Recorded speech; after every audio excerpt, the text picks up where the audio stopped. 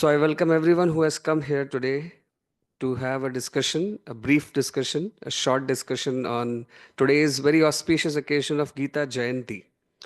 So today is an auspicious day when Lord Shri Krishna, by his own lotus lips, he actually spoke about this beautiful song of his, which is called as Bhagavad Gita. Gita means a song. Bhagavad Gita means a song of the divine.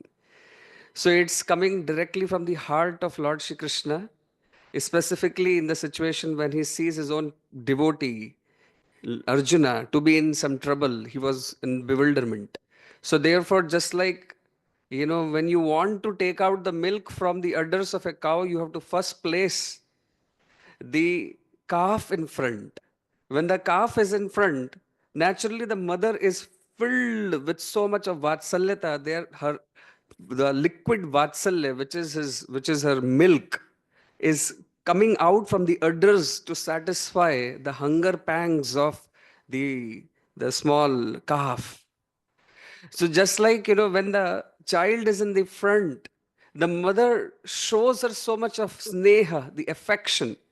In the same manner, when the devotee is in trouble, bhakta vatsalyata of Lord Shri Krishna comes out so much with full force and enthusiasm. So this was the speech for 40-45 minutes, which we see in the form of this 700 plus 700 approximately shlokas of the Bhagavad Gita, hmm? which is the bhakta vatsalyata, the love of Lord Krishna for his devotee. So, this was the auspicious day. The world has become auspicious because the message of love has been communicated by Lord on this day. So, it should be remembered, it should be cherished, it should be an act of devotion to remember this particular pastime of the Lord, that how he spoke this Bhagavad Gita. Of course, Arjuna, in the later context, he requested Lord Shri Krishna that can you please repeat the Bhagavad Gita which you spoke to me? And Shri Krishna said, well, that was an unprepared speech. That was an unprepared speech. I don't know what I actually spoke, completely. It was like, it's not there in the, like, it's not, it was not a record, some sort of a preparation which Lord Shri Krishna had done, that, I will speak this first and this next and this third and this fourth, the sequence he has brought up. So therefore, he very frankly told Arjuna, no, it's not possible for me to repeat it. And moreover, it came out at a time when Arjuna was in trouble. So therefore, that much Bhakta Vatsalyata, Lord Shri Krishna spoke that right now, since you are not in trouble, Arjuna, I won't be able to repeat that. So let us discuss today a few things from the Bhagavad Gita. I am not going to go in specifics to a lot of shlokas. We can do so. It's one thing which we can do, that we can recite today 700 shlokas. This is one way when very many people are actually celebrating the Bhagavad Gita, that they recite all the 700 shlokas. Even we have done it earlier. It's good. Those who wish to do so, it will take you around 3 hours or so, 2.5 to 3 hours non-stop continuously to complete singing the verses. That's one way to celebrate. But another way to celebrate is actually to understand the message which Krishna is wanting to give to us. Let me tell you a story, and then let me tell you two perspectives towards the message of what Sri Krishna wants to speak to us. And at the end, I'll give you a call for action. So, you know, there was this, the Bahu who had just newly got married, and she had come to after newly getting married, she had come, this is a marriage season going on. So therefore, after getting married, this girl, she had come to her in-laws house to live along with the husband. And just like in the Indian wedding, in the Indian situation, what happens, the girl has to learn to serve. While back at home, she might be treated as a queen, but when you are in front of your in-laws, you have to become like you have to naturally give more respect. You have to naturally give more service. It's expected. It's good for them, for the relationship to actually progress. So therefore, this girl, the Bahu in the house, she had prepared with labor the wonderful foods, food items, various types of culinary art she had displayed, and she had made some wonderful dishes. And she was very eagerly wanting to serve. The husband was sitting, the mother-in-law was there, father-in-law was there, the whole family scene. And the daughter-in-law, out of excitement and love, she starts pouring out different dishes. And as she was pouring out different dishes, what had happened out of an excitement, she had, like rice, dal, puri, sabji, jalebi, achar, various pickles, different things she had made. And now, when she started serving the pickle, instead of giving a small slice of it, because of the enthusiasm, she started taking out a full scoop of it, something like this big, which probably will be required for 10 people to eat.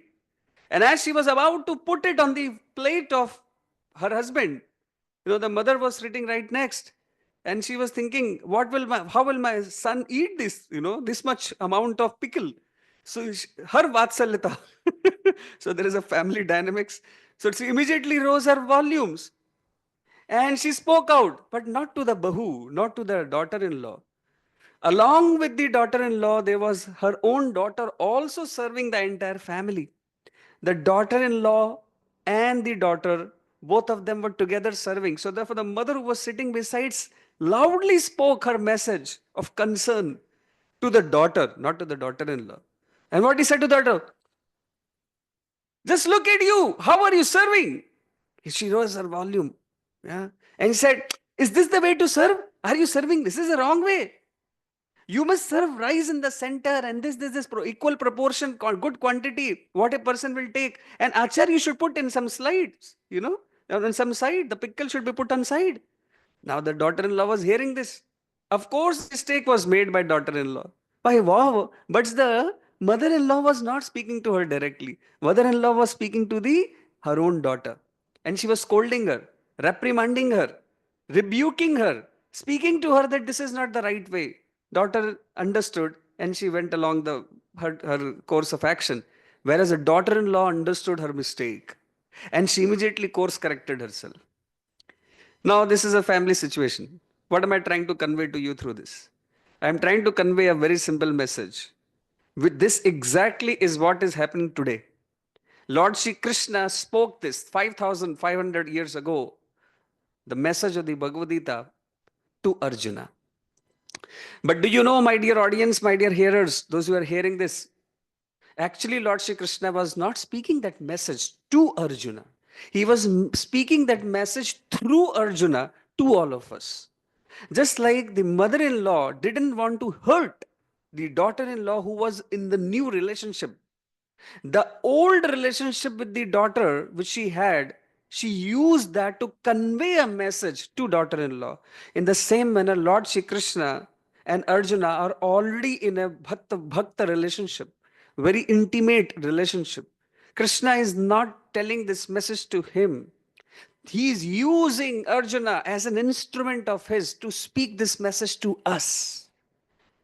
The message of the Bhagavad Gita is meant for all of us who are in this cycle of birth and death, stuck up, bewildered, and not knowing what to do, what not to do. The message is actually his love and compassion for us. This is the main understanding which the story should give to you, that when you remember this day of Gita Jayanti, you should actually remember that my dear Lord Shri Krishna has given this message to me through Arjun. He may be reprimanding Arjuna in some shlokas like Bhagavad Gita, second chapter, he says, Ashocyananva shochastam pragyavadam shabhashase. Oh Arjuna, you think yourself to be so great? You are, talking about the sermon of dharma. What is dharma? What is dharma to me? Standing in front of God himself, Arjuna was a sort of a delusion, and therefore he was speaking words as if he was very wise. It's basically called as rationalizing. He was rationalizing his mistakes in front of Lord Shri Krishna. And Shri Krishna said, oh, you think you are so great, you think you are so learned. And then he spoke his further message. He spoke the very first thing he says, that you are considering yourself to the body which is the source of our lamentation. And when you will understand that dehino asmin yatha dehe kaumaryam yauvanam jara tatha dehantara prapter dhiras tatra na muhiyati. The source of your lamentation, the cause of your lamentation is the illusion that you are this body. In the same manner, in this world, all of us, we consider ourselves to be this physical material entities, which is the root cause of illusion, which is the root cause because of which we are suffering. And Sri Krishna removes that root cause right in the second chapter, right in the beginning of his speech. And then, of course, he spoke. So, what is the message of the Bhagavad Gita which Krishna wants to deliver to us? That's what is the next part of my speech. So I will do two analysis to understand the essence of the message. Because if I have to go through 700 slokas with you, that much patience I'm sure you would not have. Okay. So therefore, there are two analyses which I will run through the 700 slokas instead of going through one by one sequentially. The first analysis which I will do is called as contextual analysis of the text. And the second analysis I will do is called as textual analysis. So let's start with the contextual analysis. So the contextual analysis is in which context was Gita spoken. So Gita, and what was the outcome of the Gita's message on Arjuna? The prime hearer, the person who was hearing it is Arjuna. So in what context did Krishna speak this to Arjuna?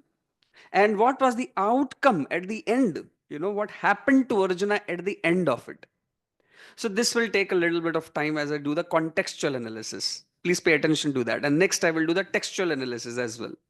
And then finally I'll give you the call for action. So the context is Arjuna is standing in the middle of the armies. How could he go to the middle of the army? He should be standing on one side.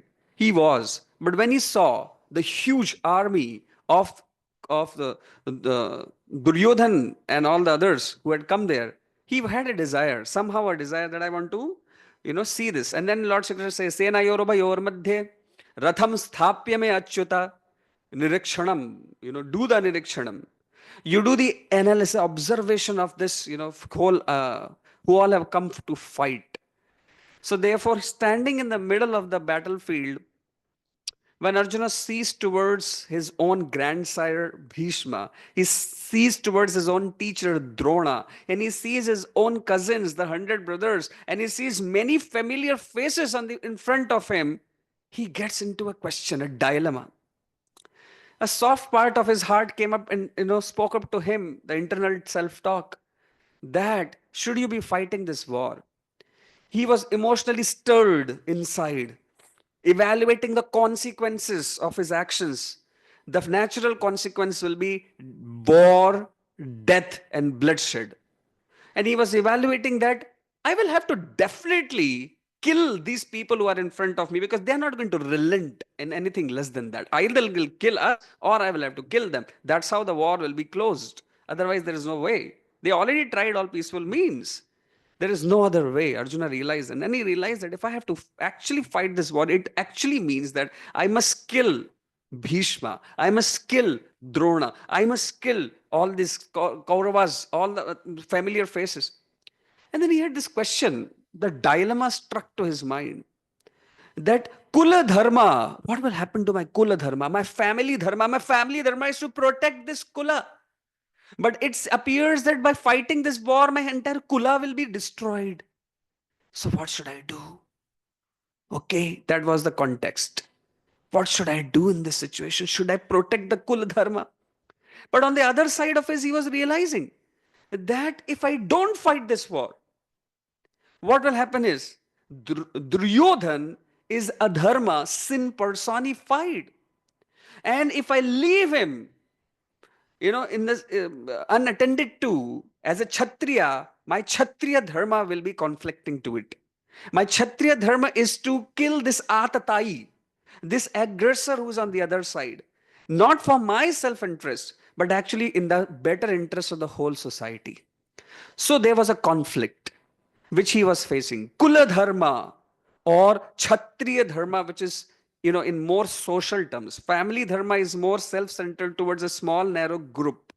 Whereas the Kshatriya dharma is towards the entire well-being of the whole society at large. The two were conflicting. And he spoke up to Krishna, well, I don't know. What I must do? Dharma sammuda cheta I am facing, I don't know what exactly I must do. And therefore, the context is this. And what is the end of, the Krishna spoke this message, he spoke all these slokas. At the end, he understood which is better. He's understood that what is the thing which he should be doing. He realized Krishna spoke in various ways, and the ultimate thing which he was speaking in this direction, in this contextual direction, was that your Kshatriya dharma stands higher.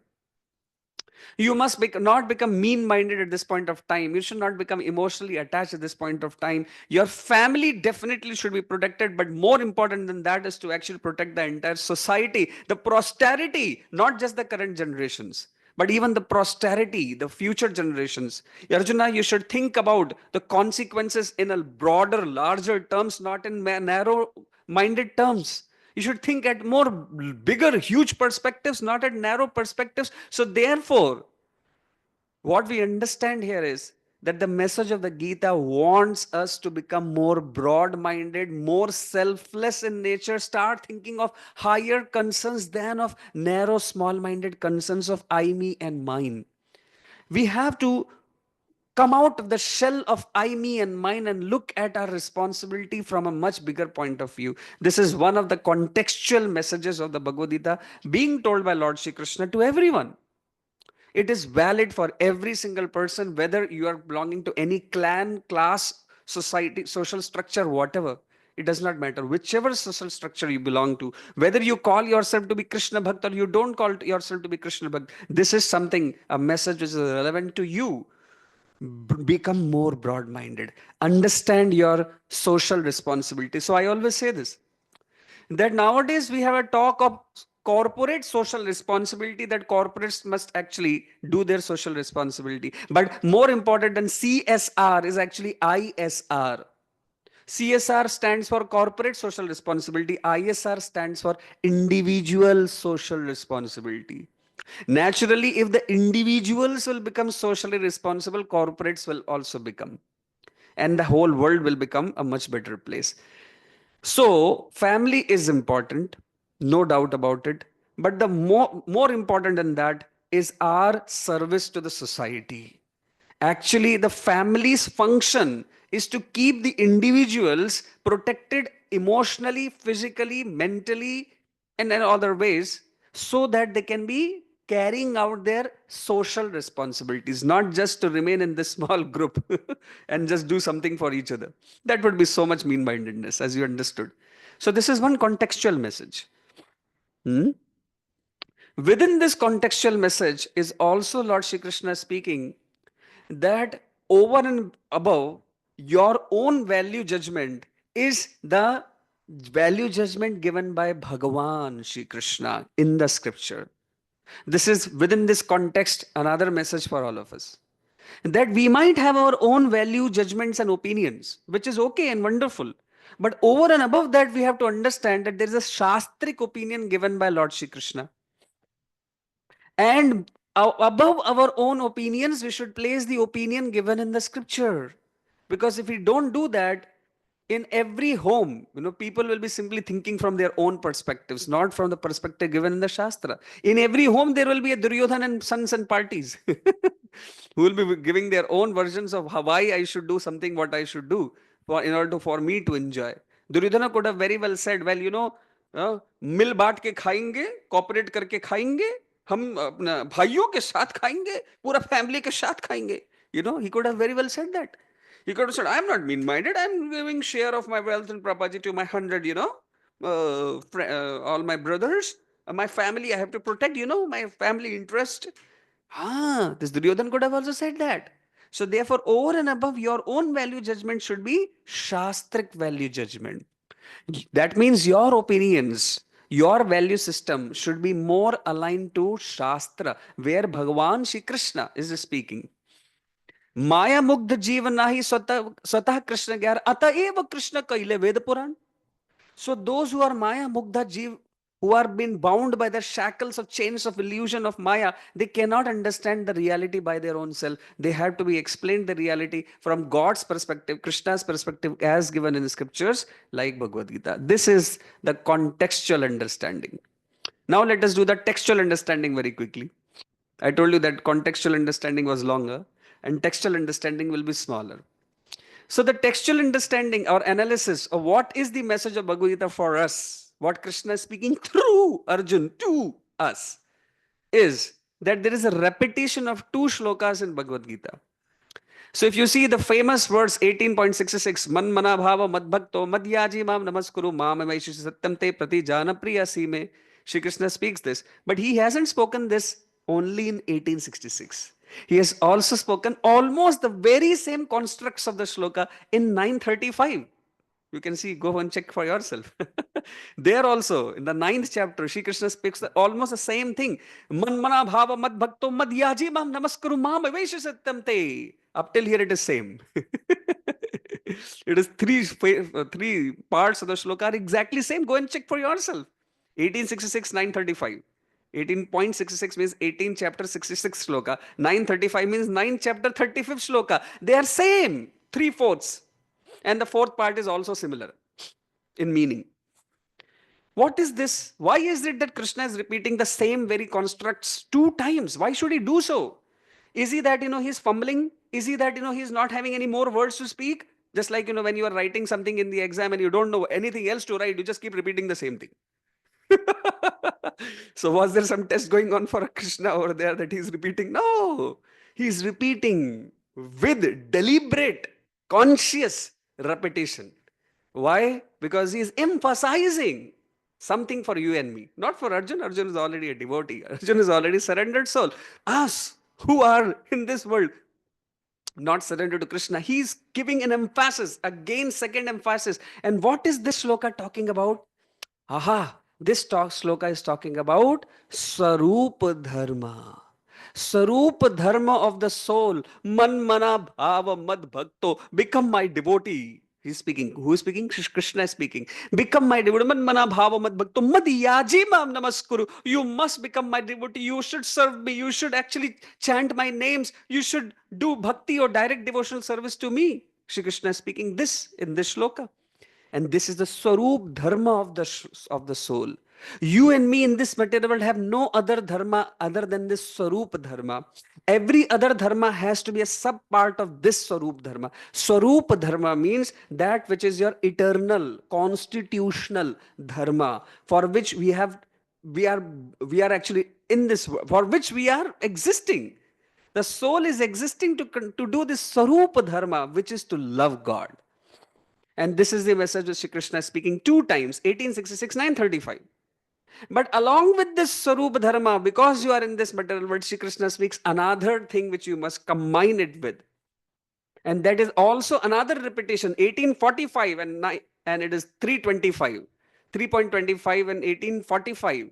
Again, Krishna is repeating this construct two times. What is that? What he's speaking? Shriyan Swadharma Viguna Paro Dharma Bhayavaha. So this you will see that the same Sanskrit construct will come. Please go and check for yourself. Those who are hearing me, it will be good for you to do this. I've done contextual, now this is textual analysis of what's the message of Gita. If something is being repeated twice, naturally there is an emphasis and it must be done. This is the central message of the Bhagavad Gita. Swarup Dharma is 1866, 935. And Swadharma is the theme of 1845 and 325. 3.25. Okay. So what is it? Swadharma and Swarup Dharma should be done in this world. The Swadharma is what I already explained in the contextual analysis. It is to contribute positively to the well-being of the society, which is what Swadharma is all about. Swadharma is not about how to maintain myself, how to get my livelihood. Yes, that is a secondary result of the primary thing, which is well-being of the world. Just like each cell inside this body has to contribute to the well-being of this entire body, then the cell's well-being is also taken care of in itself. Yes or no? Similarly, we are like that small cell in this entire cosmos of society, which is like social body. If we actually contribute to the well-being of the whole body, the society, naturally our well-being will be taken care. Imagine what benefit directly does the tongue get when it actually is going towards that tooth which is in pain. When there is a tooth which is in pain, the tongue naturally goes to that particular location, that small spot, and starts giving support. But what is the benefit that the tongue is going to get through that? Maybe it's going to get only bruising through that process. If there is some cut or something like that on the tooth, the tongue is only going to get some bruise. It's not going to get any direct benefit of it. But naturally, because it's serving the part of this body, this whole body itself, the the food will be digested, the energy will come, and the system will maintain the tongue also. In the same manner, each and every one of us have to play our own roles properly, which is the in the social well-being of the world, right? And when we do so, the system given by God will actually also benefit us back. So that's why Swadharma should be performed along with Swarup Dharma. This is the textual analysis. So if you see, the conclusions of the contextual analysis and the textual analysis are tied up very similar. I'll just take a few minutes. I told you 30 minutes, right? So I just take a few more minutes. How much time it has become? 23 minutes? Okay. So just a few more minutes. So the conclusion of these two, contextual and the textual analysis, is almost coming out to be similar.